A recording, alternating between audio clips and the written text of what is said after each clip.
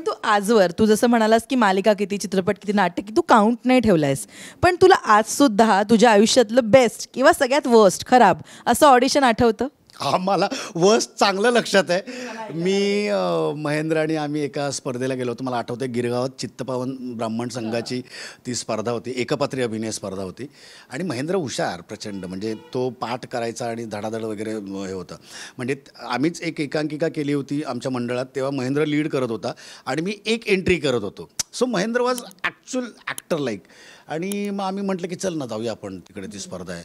मग कुठलं पॅराबिरे आम्ही ते ठरवले, उतारे बितारे सगळं पाठ केलं. तर बरं माझ्या पाठांतराचा तेव्हा खूपच बोंब होता. म्हणजे आत्ता मी थोडेसे एफर्ट्स घेऊन पाठ करतो तरी. आणि एक तेव्हा समज नव्हती. आत्ता ना समजतो की आपण हां याचा अर्थ काय, काय घटना आहे, ओके ह्या अर्थाची ती वाक्य आणि ती सगळे आपण ती लक्षात ठेवू शकतो. तेव्हा तर म्हणजे अगदीच होतं.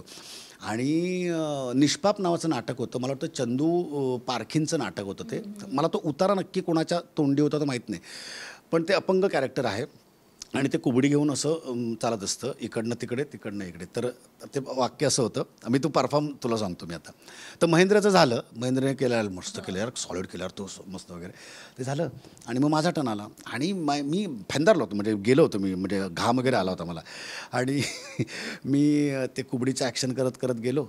चिवचिव चिमणी, चिवचिव चिमणी, इथून उडाली तिथं बसली, तिथून उडाली इथं बसली.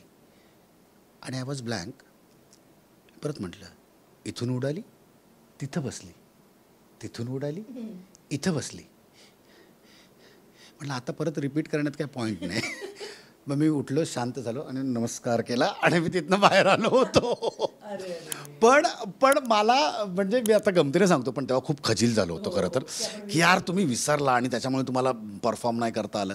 पण त्या गोष्टीतनं म्हणजे ना तो म्हणजे एक लाफा होता मला माझाच.